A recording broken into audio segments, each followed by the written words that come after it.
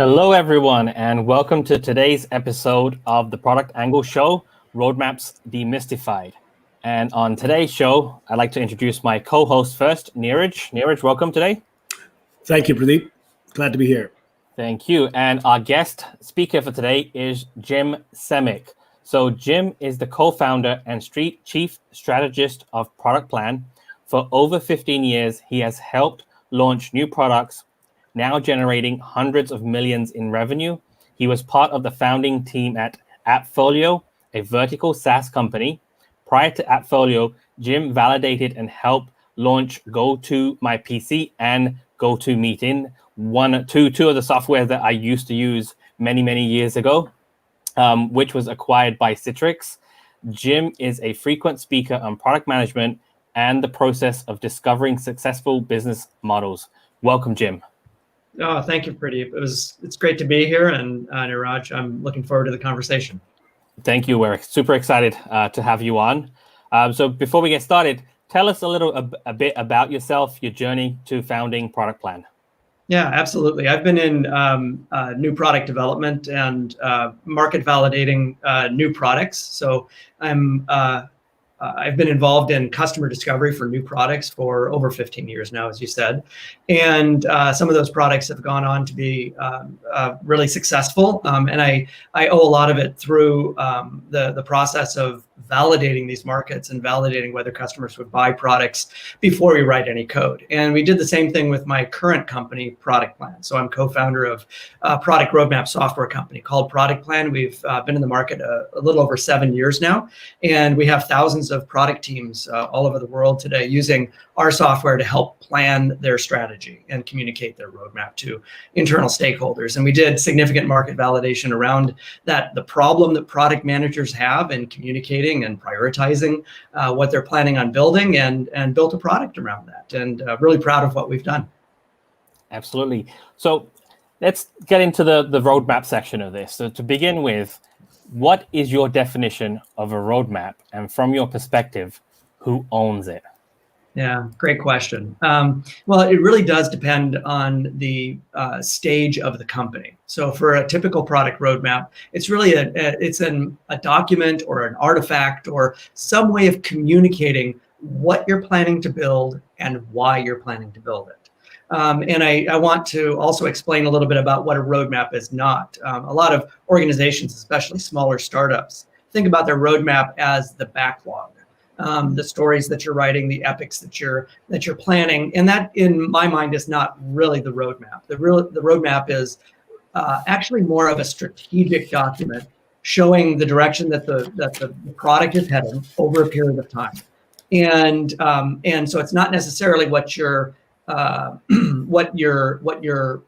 execution is. And I think about the backlog, which is typically in project management software, as being the execution of the roadmap. And you need something that's at a higher level so your stakeholders can understand what you're building and why. And those stakeholders really depend on the size of the organization and the stage that your product is in. For an early stage startup, it might be, your stakeholders might be investors, for example. But for a typical product roadmap, the stakeholders are people within the organization that have dependencies on what you're building. The marketing team, the sales team, the executive team, and to explain what you're building and why. Yeah, that's an incredible point there. Roadmap is not the backlog. It's fascinating, and I've used the Product Plan in 3 of the last 6 gigs that I've been at. So I'm a big fan of it. For a multiple reason, provides ability to go from vision to strategy and execution. It gives you a perspective of who you are speaking with. You're absolutely right. When you think about the stakeholders from a startup standpoint, you mentioned something about marketing as well as sales and investors. Mm-hmm. Having been involved with startups for some time, tell us a little more about how can one strategically use a roadmap to be communicating with investors. I think this is a point that not many people actually know or talk or take advantage of. Yeah, and I think that there's a little bit of a misconception about roadmaps, especially for product managers that are relatively new to managing products. They might think of a roadmap as this written in stone document. So this is what we're going to do over the next 6 to 12 months. And it becomes this document that they spend a lot of time on, and then it's now written in stone that this is our plan. And that's never the way that it turns out. We know, especially if an organization is using agile methodologies and listening to the market and listening to customers and watching the competition, that roadmap is bound to change. And so I think that it's important for product managers to realize that this is not some artifact that you create out of thin air and then publish that roadmap, and then that becomes the truth of what you're building. Because I think we all know that that's not the way it's going to turn out. That it's bound to evolve over time. And so what I think of the roadmap is that it's a living document, and really what it is, it's a way to have a conversation with your stakeholders. So I think about it as a product manager will listen to the market. They'll be getting customer feedback. They'll be talking with their stakeholders, and then they'll create this roadmap. And then what they'll do, a good product manager, is then they'll begin to socialize that within the organization. They'll have conversations with their stakeholders and actually bring stakeholders into that process. So getting alignment within the organization around what we're building and why. And so I've seen product managers and talk to product managers who make the mistake of whipping up a roadmap out of thin air and then saying, this is what we're building, and then encountering resistance from stakeholders about that. And that's, I think, that's a mistake that some product managers make. Yeah, that's an excellent point. The Citrix is gone through a lot of different. They've gone through an evolution of their own in many ways. A startup guy who does a lot of discovery and validation ends up at a company like Citrix. Different kinds of an environment, large company and a startup. How has that? How have you experienced that the creation process, the ownership, the planning, and the subsequent execution different between the agile, the fast, the things that are known to startups for, versus a larger, more planned ahead kind of a company such as Citrix and other large enterprises? Yeah, absolutely. I think the type of product manager too evolves with change as the size of the company grows. And my own personal experience is that I typically am kind of working my way out of a job by the time the company reaches 100 or 200 people.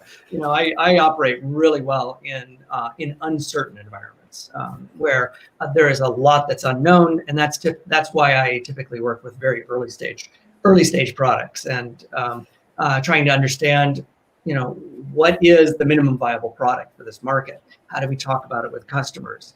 How do we price it? What do we remove out of the product in order to get to market faster? What are the differentiating features that could potentially delight customers? Things that they didn't know they wanted before they saw it. And so I operate really well in environments like that. And so as a company tends to grow and becomes more of a machine where you're producing features, but you're also very concerned about scalability. You're also very concerned about performance and these things that, as a company grows and you get, thousands or potentially millions of users, right? There are other concerns that you need to have, and so in those environments, I tend to look for opportunities that might be more entrepreneurial, and I've experienced that before, where you look for new projects that could potentially move the needle for a company that's now at a mid to large stage. Yeah. Definitely. Can you share a story of when you've had roadmap conversations and they're getting derailed internally on what to deliver, how to deliver it, and how do you recover from something like that? Yeah. I've made mistakes before in situations like that where where perhaps I didn't communicate along the way effectively enough so that I'm building in alignment with my stakeholders, my constituents, early enough in the process. And even today, I've encountered that on both sides within the company, where I feel like I wasn't part of the decision for something.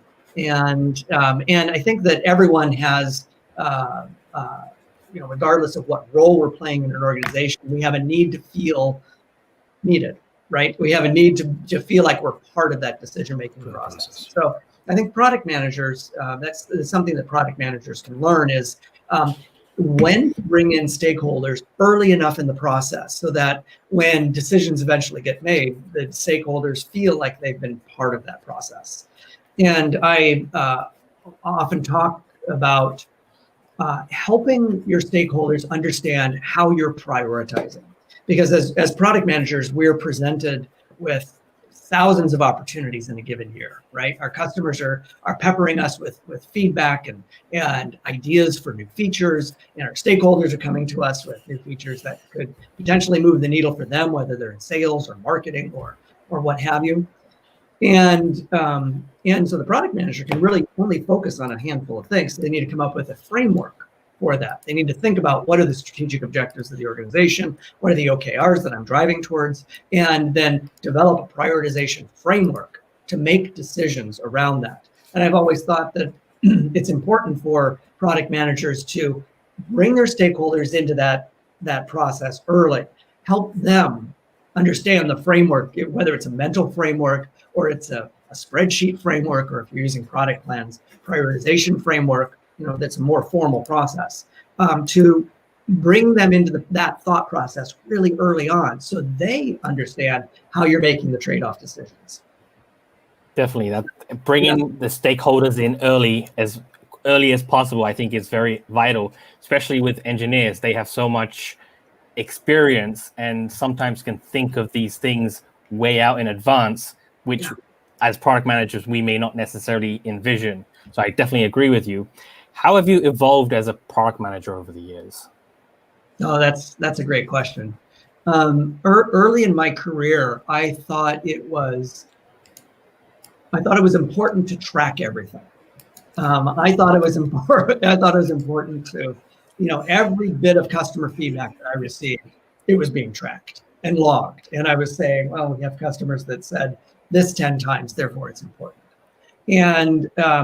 And then as I evolved over time, I realized that was futile, right? It was impossible to keep up with it all. And I was spending my time documenting these things, writing stories for potential features that probably weren't going to get released in the next 6 to 12 months. So why was I spending time doing that? So I think as I've evolved over time, I've realized that, one, you don't need to track everything. The things that are important will still bubble up and be important. They will always be there, right? So you don't necessarily need to maintain a list of everything. And then the other thing that I found is that if you pay too much attention to the individual things that people are telling you, you can get mired in the weeds. You might be focused on making these small iterative improvements to the product, when certainly those are important, but those aren't the only thing to be working on, right? So you want to have a combination of things that are continually evolving the product. You want to have a combination of things that are improving performance and other necessary things, but you also want to be thinking about those big features that might be the lighter features that customers don't expect. Customers aren't telling you these things, yet you need to really thoroughly understand their problem in order to conceptualize and work with your engineering team to come up with ideas and features that might really move the needle in ways that your customers don't expect. Yeah. That reminds me of a couple of things, but I want to go back to something that you said about roadmap and early communications. So a lot of the folks, you and I and Pradeep, we've been part of these strategic conversations, directly working with being in the executive positions, talking to the CEO, the board, and investors, and so on and so forth. For someone who's starting off or is a product manager number 6 and owns a particular feature cadence, if you will, they've not had that chance exposure just yet to kind of be involved in those big picture theming and that kind of stuff. How does how do you go about explaining to them or bringing them as part of seeing, well, here's how this process actually works, and what are some of the best practices that they could, as a young mid-career product manager, start to kind of build those skills to not do everything, track everything down, and be constantly engaged with the rest of the stakeholders that they're part of the organization to keep building the roadmap or for their, even if in the start, just for their own product feature? Yeah, that's that's a great question. I would say I guess the general piece of advice that I would give to someone in that situation is get out from behind the desk, and to begin to have regular conversations with customers, the customers who are wild fans for your product, as well as the customers who have low usage scores, as well as customers who have canceled. I think that's really important to be doing that win-loss analysis on an ongoing basis. And the other thing is to have these regular conversations and water cooler talks with your stakeholders, and people with their feet on the ground. The customer service team or customer success team can be a really great source of advice for the product manager. And I think so it's customer communication and stakeholder communication on an ongoing basis, on a less formal basis, which I think is harder now, since so many of us are working in a distributed way. It's really hard to have that water cooler talk that can be so informative. But I still think it can be done, right? In these meetings, I think we can have these Zoom meetings and other meetings. We can still have these side conversations that are happening. The other advice that I'd give is to find yourself maybe not a formal mentor, but someone who you can talk with on a regular basis, who has been in the trenches for a while. Maybe it's your boss, maybe it's a director of product that is working for another team, and to begin to understand how their world works. So I think those are things that I would recommend to somebody that's new in that position. No, that's great. This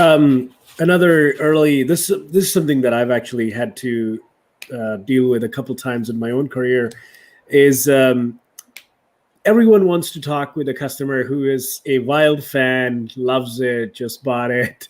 Rarely are the conversations with those who are having a low usage, are about to cancel. Customer success team says, hey, the renewal's not going to go through unless you get on the phone and hear them out. Yeah.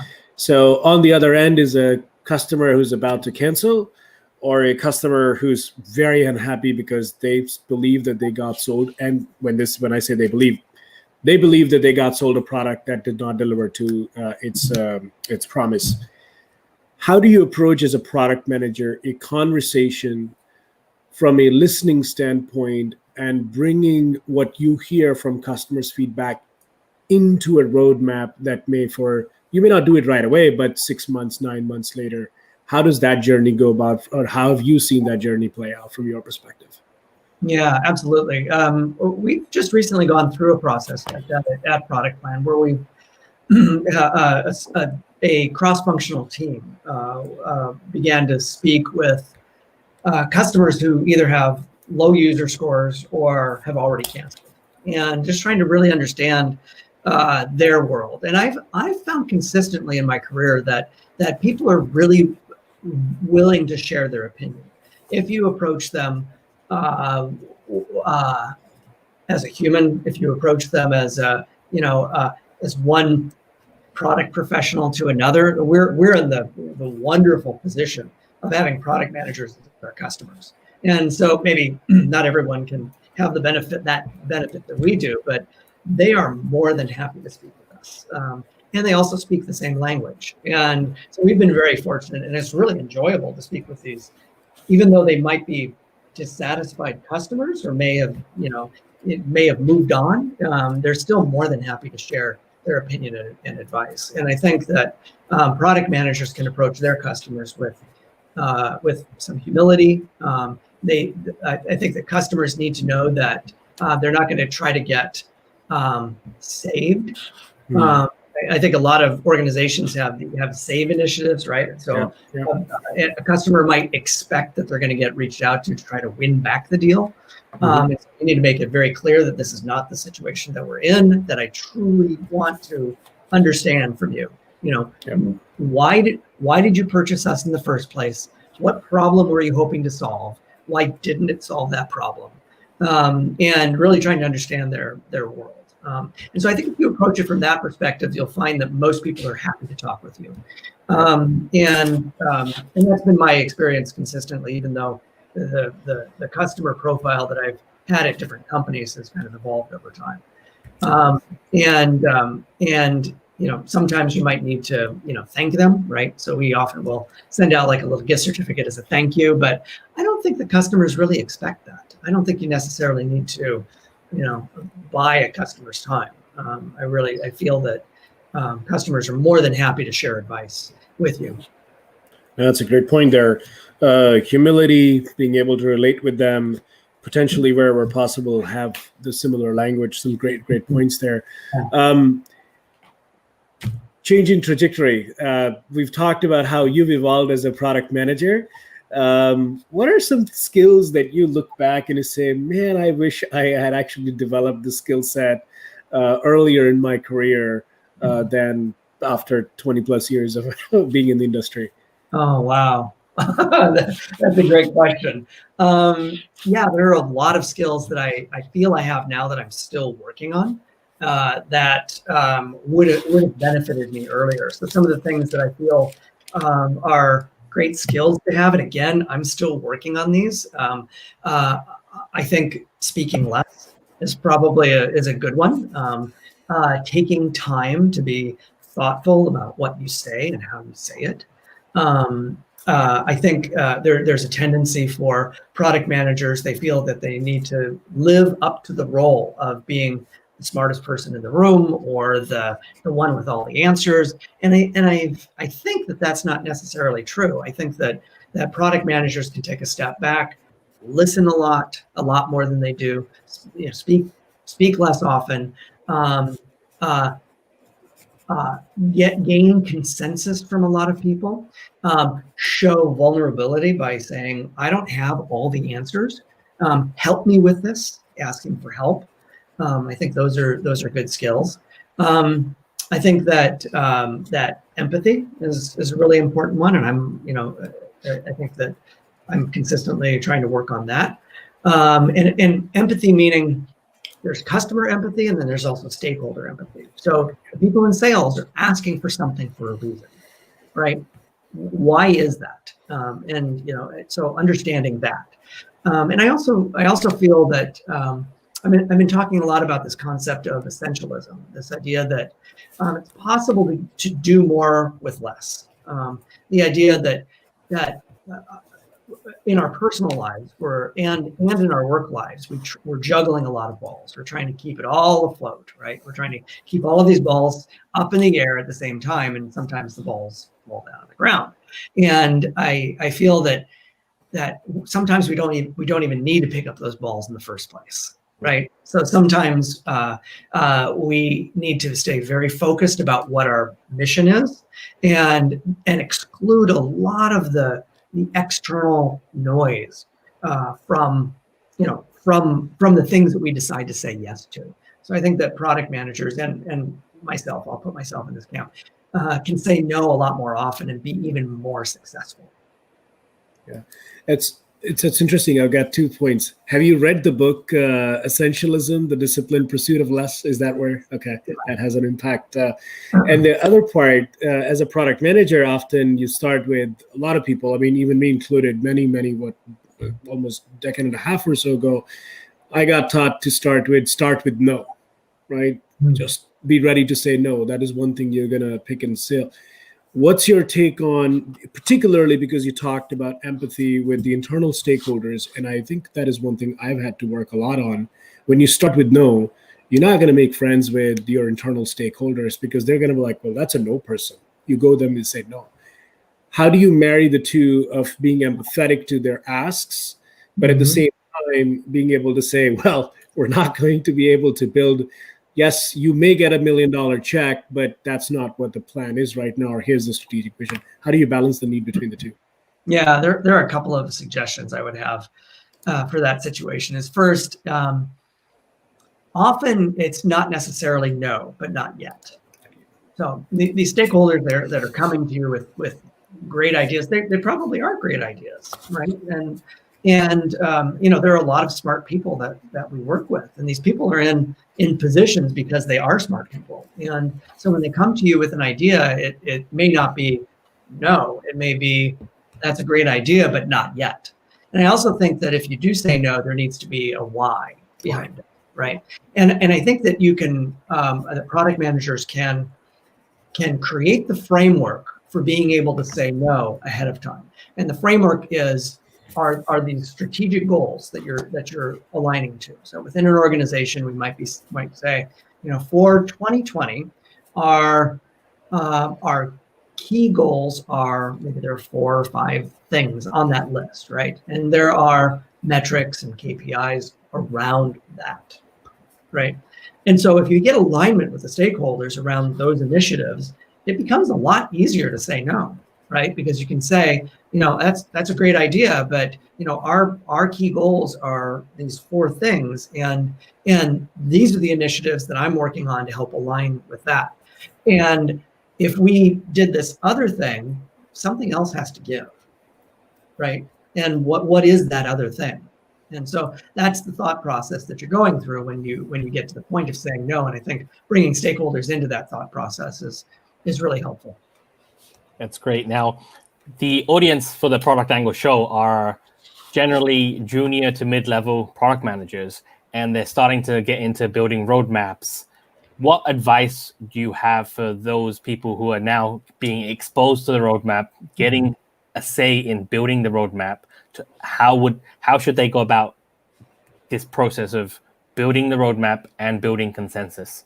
Yeah, well, that's a great question. I feel that many junior product managers feel the roadmap is simply a list of features.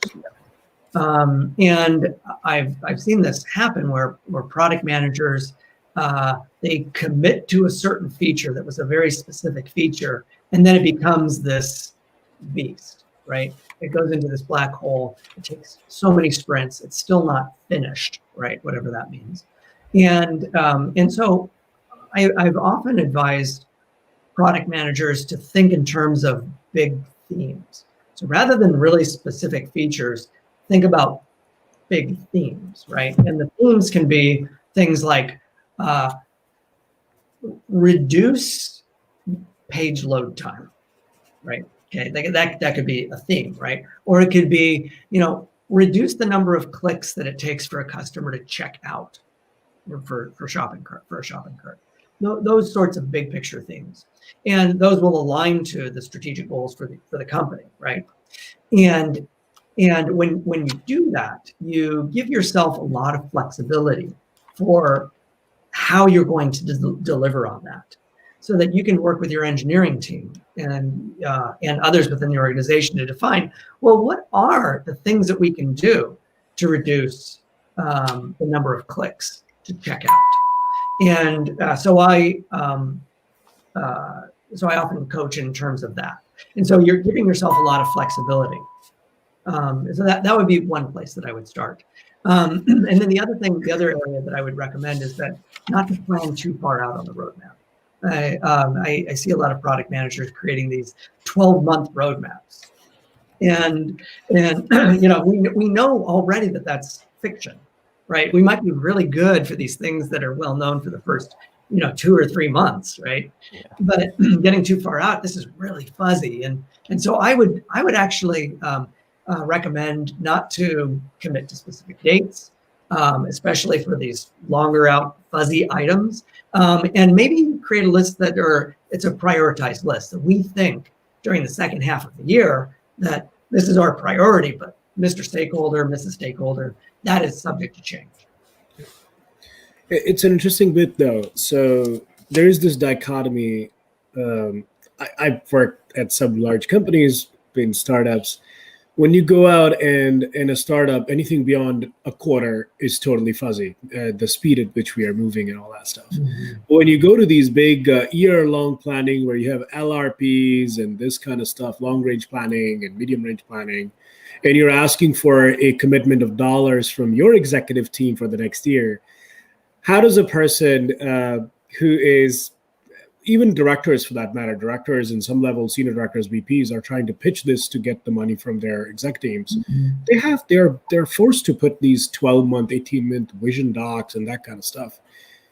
You said something that is very near and dear to my heart about delivery dates. But what's the balance when you're trying to say, like, here's my 6 month where I have this level of confidence? Something that I do is like, next 3 months, I've got 90% confidence. Anything beyond that, my confidence starts to go down. What's your viewpoint on that kind of for an enterprise perspective, not just startups? Yeah, and my experience, to be honest, is very limited in the enterprise space, where you're asking for dollars for something that you need to commit to much further down the road. And so my advice would be similar to what I was saying before. That try to keep it as high level as possible. Talk about the outcomes, not necessarily the specific feature, but talk about the outcomes that you're trying to deliver on. And that will give the product manager some flexibility there as to how to deliver those outcomes. Good point. What's your go-to response if sales, marketing, or other functions come to you and say, hey, we can close this huge deal. We can get $500,000, $1 million. They just need this small feature, right? And we can get on the roadmap. It's going to put our company, the product, on the roadmap. Yeah. How do you deal with salespeople, marketing, and other functions that come to you? Yeah. Well, it may very well be that feature is something that's on your roadmap, and perhaps there are some circumstances where you can accelerate the development of a particular feature. And we've encountered that at Product Plan, where we have an enterprise product that is a very robust product, and we have a roadmap for that. And there are some larger customers that need a certain thing, right? And we can move the process along faster for those. But it's already part of our strategic objective. It's already been discussed. We already know we're going to be doing that. It's just a question of when. And then those trade-off discussions are great discussions to have. We're gonna accelerate development of this thing, but you know what? It means that we're not going to be delivering on this and this and this. And those trade-off discussions are great discussions to have with with senior leadership. I think that those are completely fair. Now, sometimes the sales will come up with these ideas that are not really aligned with maybe the strategic direction for the product, or maybe they're not aligned with the market and the persona that you're creating a product for, and those are dangerous. Marty Kagan calls those, I think, specials, and these specials are dangerous, right? Because they can take you off on a trajectory, bring in a customer that ultimately won't be happy because you're developing something, solving a problem that maybe your product wasn't designed to solve. And so you have to be very careful developing those things, because with software and with especially a product like ours, where we don't do custom software, right? We're developing software not for a customer but for a market. And when you start to deviate from that market, you get into dangerous space. Now, at other companies that I've been a part of, we've had strategic goals to move into new markets. So, for example, at Appfolio, we were developing property management software. The property management space was very large, but to get started, we chose a subset of the market to develop a product for, a subset of the market that had high pain and their needs were not being met by the existing players in the market. So we developed a product for them, and then knew over time that we would have expansion into new markets beyond that subset of a market. And occasionally, right, we would get pulled into that market. But we already knew that we were going there, right? That was part of the strategic plan. And so in those cases, that's completely fine. And you, in a sense, you kind of want to be pulled into those markets with customers. That product plan, we found ourselves being pulled upstream, right? So as our product was becoming more sophisticated and we had more, enterprise level features, more administration, and so on, we start to get pulled into things like reporting and things that larger organizations require. And that's okay. It's okay to move upstream and to be pulled by your customers. So it's not necessarily a bad thing when sales ask for something to close a deal. Definitely. How often do you feel or do you recommend that product managers should speak to customers? No, that's a great question. Well, for me, I'd love to stay in touch with customers. I'm speaking with a customer at least weekly, but I'm looking at it more as a founder, from a founder perspective. Really trying to understand the persona, the market, the why customers maybe aren't buying, those sorts of reasons. But as a product manager, I think it's important for them to speak, at least weekly with customers. I really advocate these cross-functional teams where a product manager is a part of a team with others in the organization working on special projects. So you can have someone from sales, customer success, even engineering as part of these cross-functional teams, working on a special problem area or a special need the company has.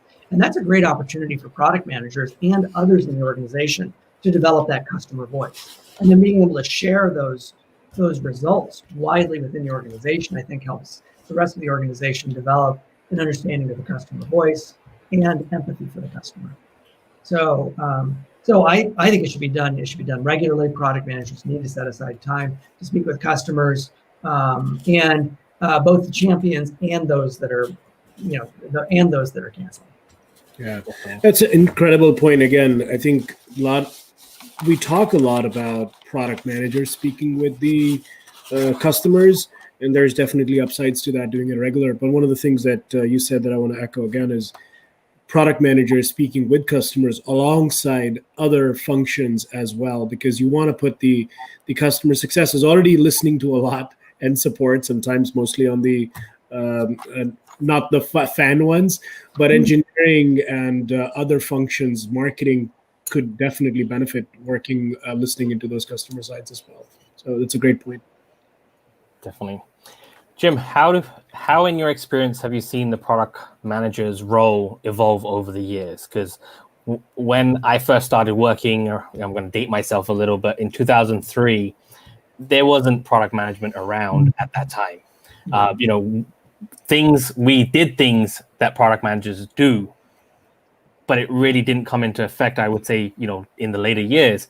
Mm-hmm. Your experience and your opinion, what have you seen and how are you seeing the role change? Yeah. When my experience goes back a long way when product managers weren't, I think, a common part of organizations. They were more like program managers, or project managers. Yeah. Managers. And I think that's the evolution. Is that the role is less project manager now and more strategic. So it's less about keeping a team on track, although that's still important, and more about thinking ahead, weeks or months about strategically where are we headed, and having those big strategic decisions and goals with the executive team. So I think it's become less about execution and project management and more about strategy and communication. Yeah. So I think the skills that product managers need today are really about how well are we talking, how aligned are we as an organization. These things that executives, are always concerned about. The CEO of a company is really concerned about, are we aligned strategically? Do we have a path that's going to differentiate us from the competition? And I think that's the role that the product managers are taking more and more. It's more strategic than it ever was. That's a great point. Well, you literally wrote a book on product roadmaps. Tell us a little more about it, target audience, who will benefit, and potentially also, where could someone go easily find a copy of it? Yeah, I'll say that at productplan.com, we have a lot of resources for product. And when I say a lot, I mean literally hundreds of articles. We probably have at least a dozen books at this point, and as well as dozens of archived webinars and so on. So we've over the years, we've created just considerable number of resources for product managers, including a book on product roadmapping. And so the book is called Product Roadmaps, Your Guide to Planning and Selling Your Strategy. And we wrote this a few years ago, and we've recently had an update to it. And it's a book that's about 80 or 90 pages long. They can get it at productplan.com. You can go to the resources section and peruse through books there and download it from there. The book is about not only how to build your first product roadmap, but also around the communication of that. How do you get to the point of prioritizing this feature versus that feature and deciding where that goes? So product managers can go to productplan.com/product-roadmap-book. It might be easier for them just to go to productplan.com and look for resources. So in there, we actually have example templates and others that you can use to begin your product roadmap. And I will say that productplan.com does have a free trial. And so product managers who want to experiment with creating their first roadmap can go to productplan.com and sign up for a free trial. And then we also have templates that you can use to start your roadmap process.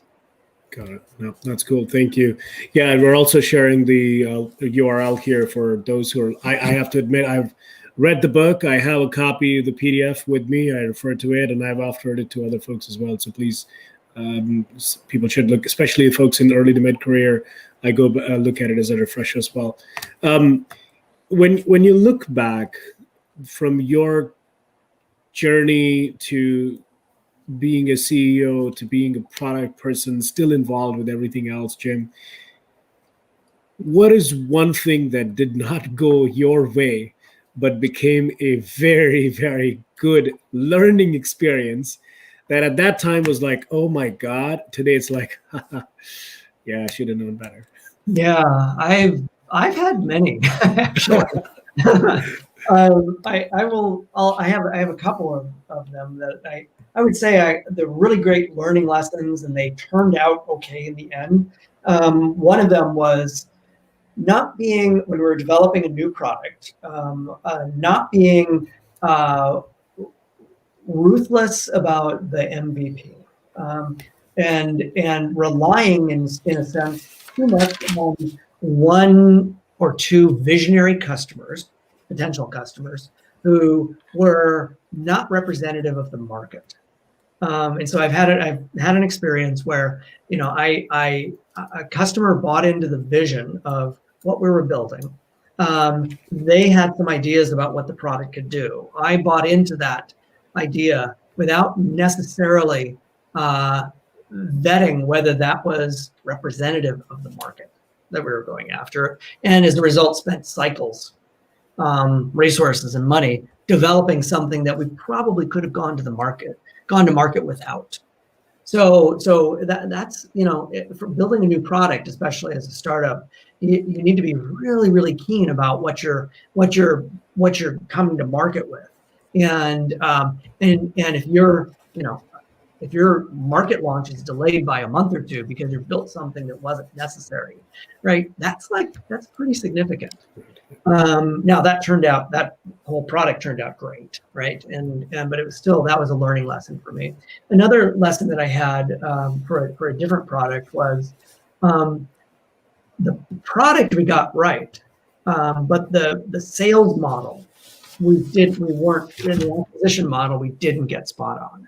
And I made some assumptions about the sales and acquisition model that that turned out not to be true. And so that was a valuable lesson that as a product manager, it's not only about the product that customers use. It's also about the business model. And so product managers need to understand, I think, that entire customer journey. How is the product, how do customers find out about that product to begin with? What does the sales cycle look like? What should pricing really look like for these customers? And what's that journey look like? Then you get to the product, right? You need to get the product right. But if those other things aren't really there, you don't have this, this business model that's going to hum. And so that was another valuable lesson that, don't make assumptions about certain things like the sales model, and really dive into that as part of the validation. That's so true, Jim. I'm a big proponent of product managers learning the sales process. Maybe they don't necessarily need to sell, but as someone who's been in a sales role in a past lifetime, especially in the enterprise, where a sale or a deal could take up to 8 months to close. And if the product manager doesn't understand the ups and downs of those 8 months, are they really understanding the entire process, the entire journey? So I'm so happy you said that, because I'm a big proponent of understanding sales for product managers. So I'd like to thank you for appearing on the show. But before we close out the session, what's 1, 2, 3 things that you'd recommend product managers should take away from our conversation today? Oh, great. Well, first, have conversations early and often with stakeholders before you've decided what to put on the roadmap. Okay. So that would be one.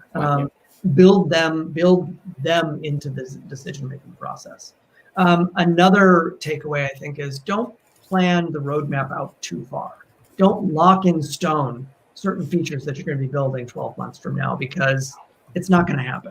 Yeah. Right? Things are going to change. The market changes. So just make sure your stakeholders understand that too, that, this is fuzzy. This is what I'm thinking, but it may change. And then the other suggestion that I have is thinking in terms of themes for your roadmap, and bring it up a level so that you as a product manager have some flexibility about how you deliver on that promise, for the features. And that also helps you bring in others in the organization who might be smarter than you are. Your engineering team, really smart about how you could potentially deliver something. Yeah. And so if you bring to them a problem that you need to solve, and the problem is, stated in the theme, then they're going to help you develop the solution to that problem. And don't assume that you have all those answers yourself. Definitely, that's fantastic. Jim, honestly, from the bottom of my heart, thank you so much, for appearing on the Product Angle show and sharing your insights with us.